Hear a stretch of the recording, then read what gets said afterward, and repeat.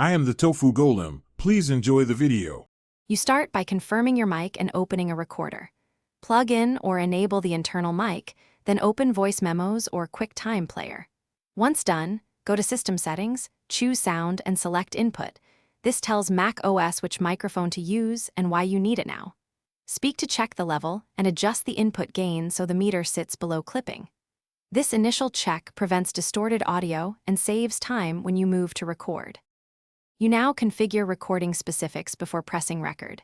In QuickTime, choose New Audio Recording and pick the input device and quality.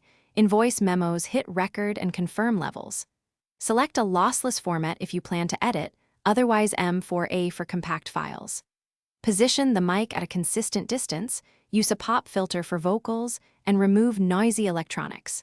Once everything is stable, start recording and monitor levels. Stopping and retaking a short clip is faster than fixing a ruined take later. Finish by stopping and saving your file, name it, and choose a clear folder so you can find it. If you need a different format, use File Export in QuickTime or share from Voice Memos to create an M4A or WAV. Make sure to back up the recording. If something goes wrong, no input detected. Check System Settings Privacy to allow microphone access, confirm the correct input device, and restart the recording app or your Mac. That sequence fixes most issues quickly. Thanks for watching. Consider subscribing if we helped you today.